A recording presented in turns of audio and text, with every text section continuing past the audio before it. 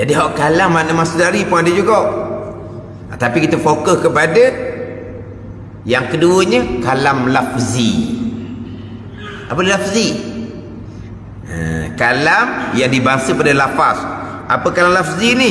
Hak kalam yang kita duk baca tu. Kalam Allah yang kita duk baca, itu panggil kalam lafzi. Yang kita duk baca tu, yang ada huruf, yang ada titik, yang ada baris. Bila dibaca, dia pun keluar suara. Itu panggil kalam Allah, tapi panggil kalam lafzi. Kalam Allah kena kepada beberapa lafaz yang kita duk baca dalam Al-Quranul Karim, yang ada huruf, yang ada baris, yang ada titik, yang ada suara. Hak kalam hak tu baharu. Kalam lafzi tu baharu. Sifat kalam Allah qadimah, sedia kala.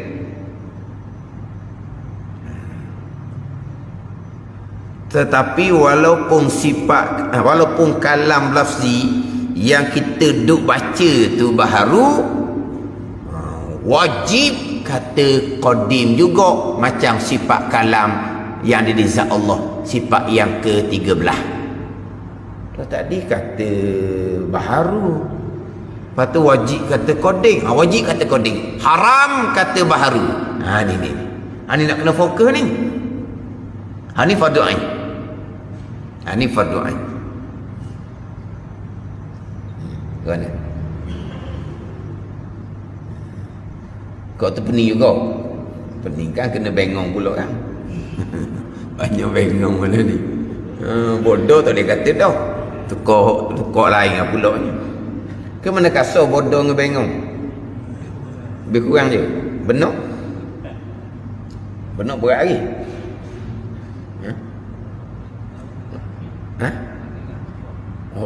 Benok ringan sikit. Pakai benok kalau gitu kok. Dah ringan. Benok. Jangan je benok. Hok tunya. Bodoh mu okey je.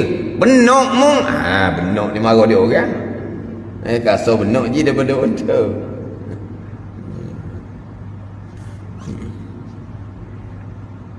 Baharu. Lepas tu wajib kata qadim, haram kata baharu. Haram kata baharu tu ada kerana dia. Walaupun sebenarnya yang qadim kalam ismi, kalam nafsi, kalam sifat kalam yang di zat Allah, sifat yang ke-13. Tu hak qadim.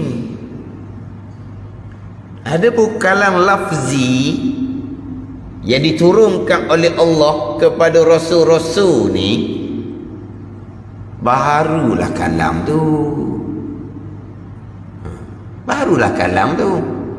Berhuruf, bersuara, baharu.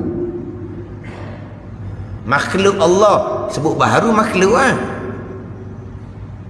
Tapi walaupun Al-Quran kalam lafzi, lapah yang kita duk baca tu baharu dan ianya makhluk Allah Subhanahu wa ta'ala.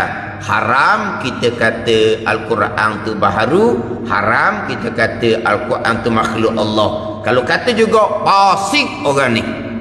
Apa? Orang berdosa. Fasik lah. Kalau fasik, makruh jadi tu imam. Tak boleh jadi wali nikah. Tak boleh jadi saksi nikah. Makruh makan sembelihan dia. Dah fasik. Wajib kena kata qadim juga.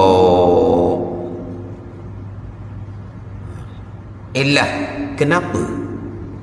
Yang sebenarnya baharu, bila baharu ianya makhluk Allah, tapi haram kata baharu, haram kata makhluk Allah. Wajib kena kata qadim, walahai yang qadimnya sifat kalam yang di zat Allah, sifat yang 13. Sebabnya sifat kalam Allah ni yang sifat 13 orang panggil kalam Allah. Yang lapah yang kita baca ni kalam Allah. Sifat kalam yang di zat Allah dipanggil Quran. Kalam lafzi yang kita duk baca ni dipanggil Quran. Jadi kalam ni hak qadimah pun kalam, hak hadisah hak baru yang kita duk baca ni pun panggil kalam juga. Quran yang di zat Allah pun panggil Quran, hak tu qadimah. Hak kita duk baca ni pun panggil Quran, yang hadisah yang baru.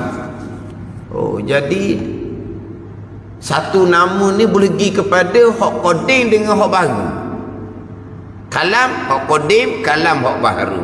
Quran yang qadim, Quran yang baru. Kalam hak qadim, Quran yang qadim, sifat yang 13 lah. Kalam yang baru, Quran yang baru, lapah yang kita duk baca tu. Ada ni. Tapi namanya nama yang sama. Jadi ditakuti menjadi kesamaran, mula-mulanya pandai lagi bagi. Hak baharu ni kalam lafzi, lapah yang kita duk baca tu.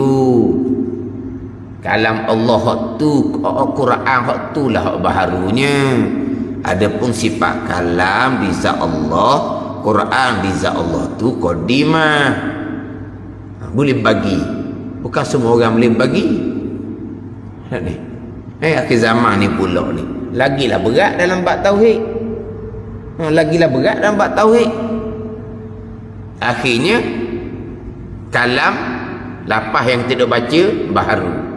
Quran yang kita duk baca ni baharu. Akhirnya baharu sifat yang ke-13, sifat kalam baharu. Kapih lalu dah. Dan kalau sifat kalam Allah baharu, sama tak dengan sifat kalam di lidah kita? Samalah, baharu juga. Nak jaga hak tu lah. Maka hak kalam, lafaz yang kita baca ni, Quran yang kita duk baca yang baharu ni, wajib kena kata koding. Gitu je. Ada ni. Ni ulang-ulang sikit lah ni. Berapa ulang? Dah fardu ain kita ulang lah. Berserta dengan dia ingat nama tu. Satunya kalam pergi kepada sifat yang qadimah. Kalam pergi kepada lapah-lapah yang kita duk baca tu. Hak baharu. Quran kena kepada sifat yang qadimah di zat Allah. Quran juga kena kepada lafaz yang kita duk baca tu. Ada dua. Satu hak qadim, satu hak baharu. Jadi hak baharu pun wajib kena kata qadim juga. Kemudian yang qadim tu kalam ismi ataupun kalam nafsi. Hak baharu tu lafaz yang kita dah baca, lafaz dipanggil kalam lafzi. Dia gitu je. Boleh bagi dua tu. Yang kita bicara sifat kalam, yang kita bicara. Adapun kalam yang lapar kita dah baca tu, hak tu hak baharu. Hak tu lah yang menunjukkan di zat Allah ada sifat kalam yang qadimah.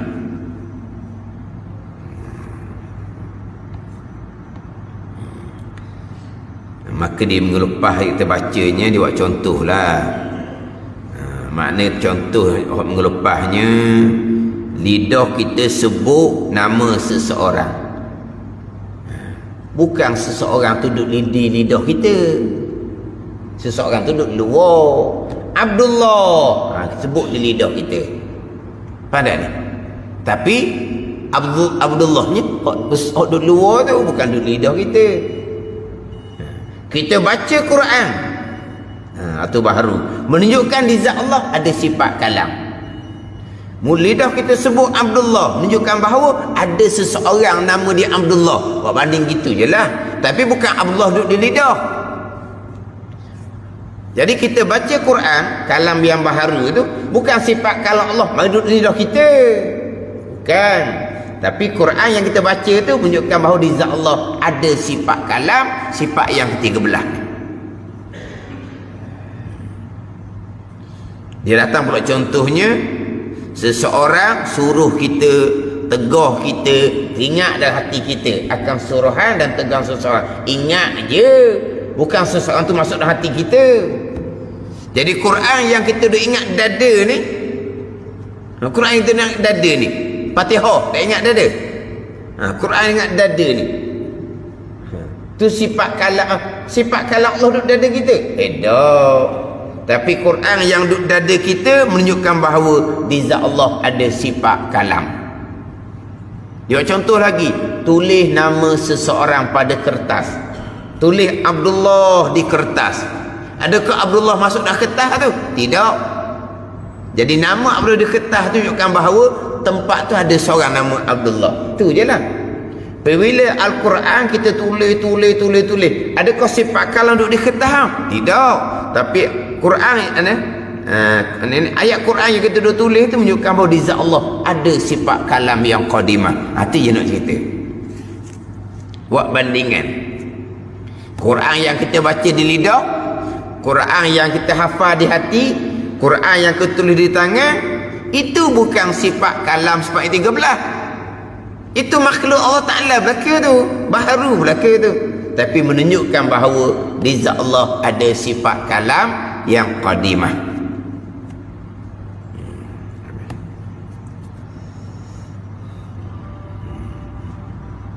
Kenapa? Kerana sifat kalam Allah tidak bercerai daripada zat Allah Ta'ala.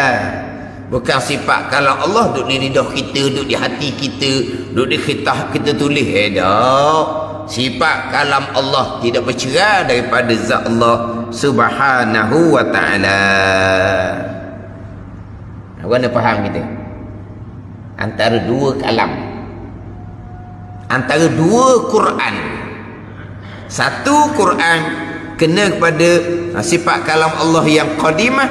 Satu Quran kena kepada lafaz yang kita duk baca dalam surat tu, dalam mushaf tu, dalam helaian Quran tu. Itu Quran juga. Tapi kalam Quran kena satu lagi kepada sifat kalam yang di zat Allah Ta'ala. Quran juga. Jadi kalam ada dua makna. Hak qadim satu, hak baharu satu. Quran ada dua makna. Hak qadim satu, hak baharu satu. Jadi nak jaga takut pergi kepada hak qadim tu baharu, maka baharu tu wajib kena kata qadim. Haram kata baharu, haram kata ianya makhluk Allah. Walaupun pada hakikinya ianya makhluk Allah. Kita bercerita dalam majlis ilmu. Macam sebelum lepas lah, kita mengajar Al-Quran pada anak kita, kita sebut pada anak kita, ini Quran yang kamu baca ni ada huruf, ada titik, ada baris ni Tuhan buat belakang ni, makhluk Tuhan ni. Quran ni baharu ni, kilat baru beli ni. Tapi Quran yang kamu baca ni menunjukkan bahawa di zat Allah ada sifat kalam yang qadimah, sifat yang ke-13. Hak tu sedia kala. Yang kamu dah baca ni baharu. Tapi ingat, baharu ni setakat ni je ni, cakap sini je kata baharu ni. Nak cakap kat luar wajib kena kata Quran yang kamu baca ni qadim juga. Kalau kata baharu haram, dosa, fasik kamu. Gitu.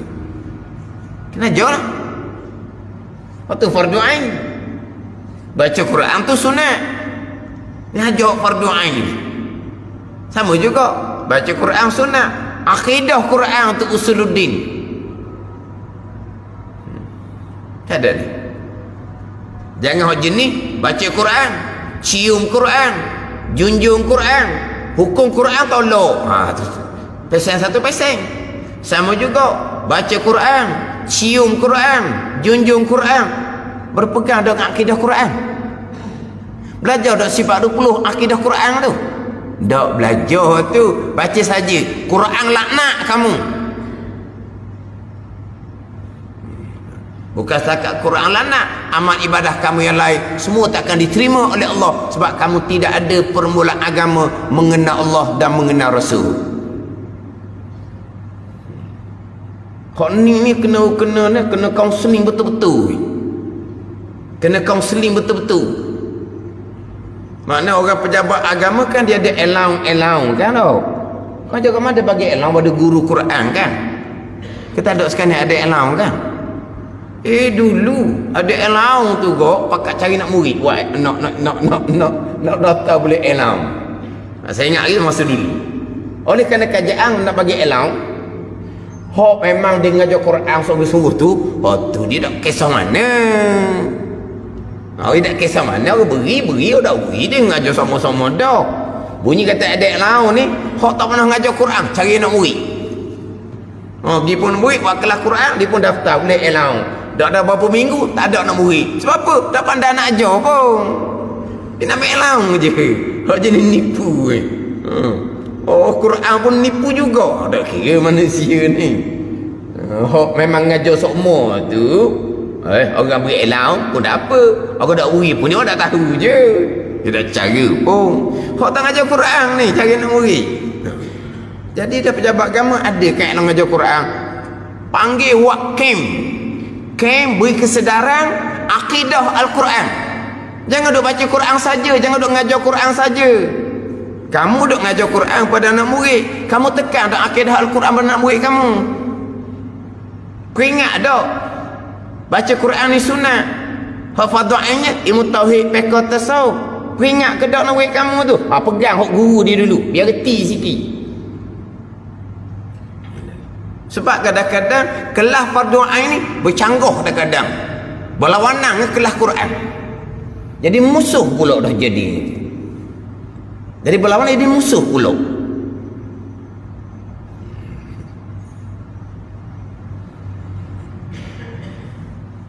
Bapa tu kena berkesedaran lah.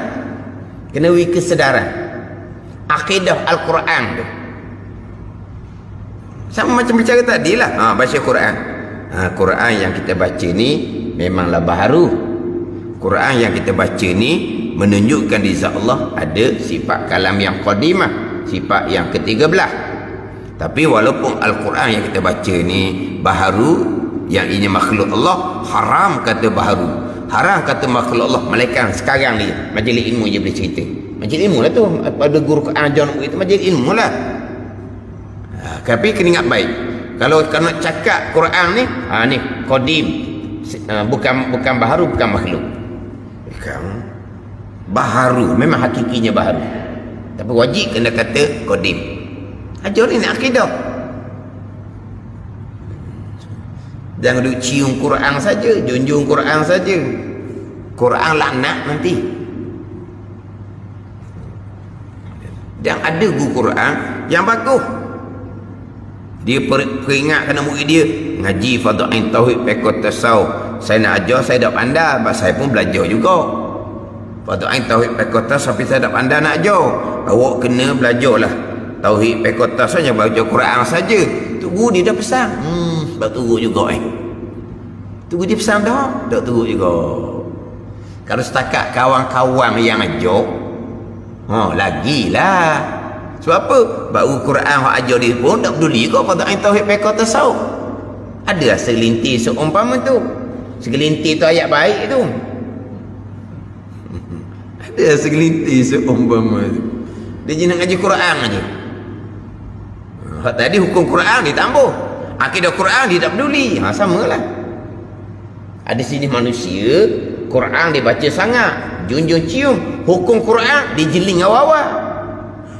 Ada jenis pula hukum bab hudud ke bab kisah dia berjuang, tapi akidah Quran dia tak belajar.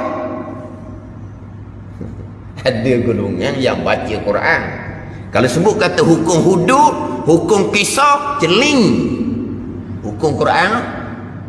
Ada golongan pula sebut kata hukum hudud, hukum kisah, mereka memperjuangkan ajar Quran serta memperjuangkan hukum Quran, tapi akidah Quran dia tak belajar pula. Ada tak seumpama tu? Tak belajar akidah Quran. Fadhail fiqh tasawuf tak belajar. Fadhail fiqh tasawuf, bab taharah, bab semayang tak tekan mana. Tapi bab wuduk kisah dia juang. Lepas tu bab taharah, bab semayang kamu, bab berjemaah kamu belajar ke tak? Bak sifati kamu belajar ke tak? Tak peduli. Ada juga golongan yang seumpama tu. Akhir zaman. Akhir zaman. Jadi ajar Quran cerita lain. Macam bicara nak kitab kita ni. Mana kalam yang sedia kala, Quran yang sedia kala, mana kalam yang baharu, mana Quran yang baharu. Cuma kebanyakan sebut kata kalam kena pada sifat yang qadimah, sifat yang 13. Kebanyakan disebut kata Quran kena kepada lapah yang kita baca yang baharu. Itu pada kebanyakan lah. Tapi kok mana pun tetap kalamullah, Quran lapah kita baca ni wajib kena kata qadim. Haram kata baharu, haram kata makhluk Allah. Dan tiada masuk kalam Allah itu, sifat kalam ni dalam sekalian kitab. Sekalian kitab tu kalam lafzi yang baharu, bukan sifat kalam Allah masuk dalam tu. Daripada Quran dan Taurat dan Injil dan Zabur. Quran kalamullah, Taurat kalamullah, Injil kalamullah, Zabur kalamullah. Oh, jadi sifat kalam pergi masuk dalam Quran Sifat kalam pergi masuk dalam Taurat, Injil, Zabur. Dah. Sebab Quran, Taurat, Injil, Zabur sekalian kitab itu adalah kalam lafzi. Bacaan yang dibaca ianya adalah baharu, iaitu makhluk Allah Subhanahu wa ta'ala. Maka tiada bercerai. Tiada bercerai oleh sifat kalam yang qadim selama-lama dengan zatnya, zat Allah. Mana sifat kalam duduk di zat Allah, tak duduk di zat Quran, tak duduk di zat Taurat, tak duduk di zat Injil, tak duduk di zat Zabur. Faham tak ni? Sebab sifat kalam Allah duduk di zat Allah Ta'ala lah. Bukan duduk, ada di zat Allah Ta'ala lah. Sifat kalam Allah selama-lama tidak bercerai dengan zat Allah. Bukan sifat kalam Allah di zat Allah duduk di, mari di Quran, mari di Taurat, Injil, Zabur. Ada. Itu sifat kalam Allah yang qadimah. Quran, Taurat, Injil, Zabur, itu semua adalah kalam yang baharu. Kalam lafzi dia panggil. Tetapi qaul yang tahqiq, qaul ulama yang tahqiq, bahawa Quran ni kena kepada lafaz yang dibaca tu, bukan Quran kena kepada sifat Allah yang qadimah. Quran di sini kena kepada lafaz yang dibaca, kalam lafzi. Dan umpamanya seperti Taurat, itu umpama dia, Taurat, Injil, Zabur dan sekalian kitab-kitab yang diturunkan kepada rasul-rasul, menunjuk ia Quran dan umpamanya atas barang yang menunjuk atasnya, atas barang oleh sifat yang qadimah, sifat Allah Subhanahu wa ta'ala yang sedia kala yang ada di zat Allah Subhanahu wa ta'ala. Jadi pandangan ulama menyatakan Quran, Taurat, Injil, Zabur dan sekalian kitab-kitab yang diturunkan kepada Rasul, kalam itulah, Quran tu semua itulah menunjukkan di zat Allah ada sifat kalam yang qadimah. Ada ni. Itu je. Tapi bukan kata sifat kalam Allah masuk dalam Quran, Taurat, Injil, Zabur, tidak. Sebab sifat kalam Allah tidak bercerai daripada zat Allah selama-lama.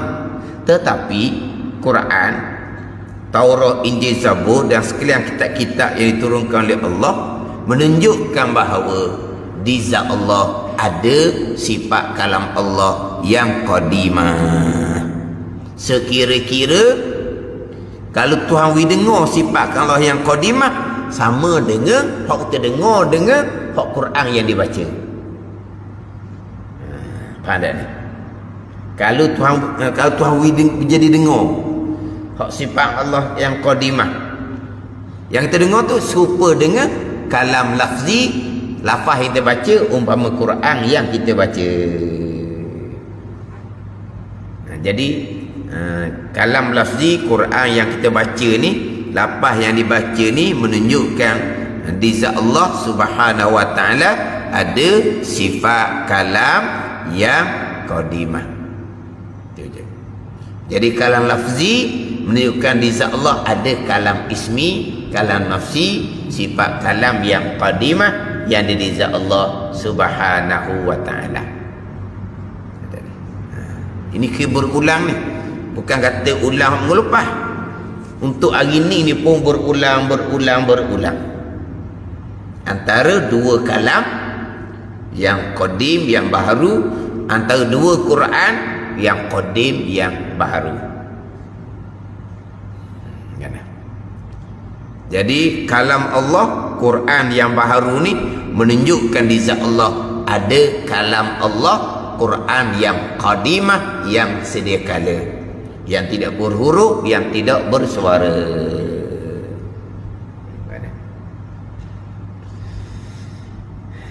Umpama apabila engkau dengarkan firman Allah Ta'ala, kalam lafzi, contoh, wala taqrabuz zina, artinya dan jangan kamu hampir akan zina, maka engkau faham daripadanya akan teguh daripada hampir zina, dan jika dihilangkan daripada engkau akan hijab. Nescaya engkau faham daripada sifat yang qadim itu akan ini makna. Hak yang kita dah bacanya wala taqrabuz zina, faham kita Tuhan teguh daripada hampir zina. Kalau Tuhan buka hijab, diperdengarkan sifat kalam Allah yang qadimah, kita faham dengan makna itulah juga. Faham dengan makna Tuhan teguh daripada zina. Tapi sifat kalam Allah tak bunyi gitu.